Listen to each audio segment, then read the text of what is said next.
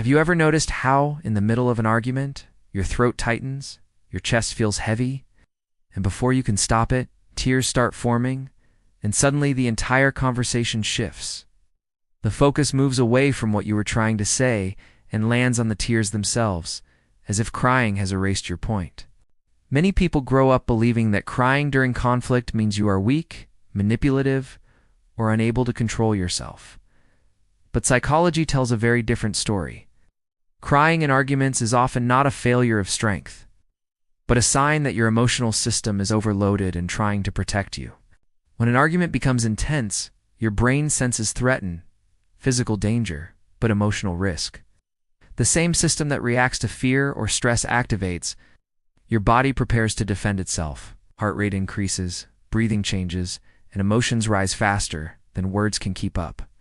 Crying happens when this system reaches its limit. It is not a choice. It is the body's release valve. Tears help reduce emotional pressure, calm the nervous system, and signal that something important is happening inside you. For many people, crying shows up when they feel unheard, misunderstood, or emotionally exposed. You may be trying to explain yourself, but the words feel small compared to the weight of what you feel. So your body speaks instead.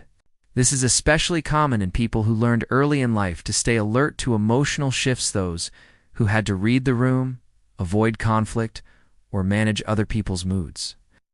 Their emotional systems are sensitive, not fragile. They feel deeply, and that depth shows up under stress. Crying during arguments is also linked to empathy. People who care strongly about connection tend to cry more in conflict because the relationship itself matters. The tears are not about winning or losing the argument. They are about the fear of disconnection. When the bond feels threatened, the emotional response intensifies. That's not weakness. That's attachment. The problem is not the crying. The problem is how it's interpreted. Society often treats tears as a tool to shut down conversations, rather than a signal that something needs care. They apologize for their emotions instead of being allowed to express them. Over time, this creates a pattern where they silence themselves, even though the emotions never actually go away. Crying doesn't mean you've lost control. It means your nervous system is asking for a pause. It means the conversation has reached a level that needs safety, not pressure.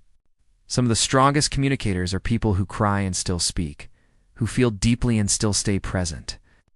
Strength is not the absence of emotion. Strength is allowing emotion to exist without letting it define your worth. So the next time tears show up in an argument, don't rush to judge yourself. Ask what the tears are protecting. Ask what feels at risk. Because crying is not your weakness.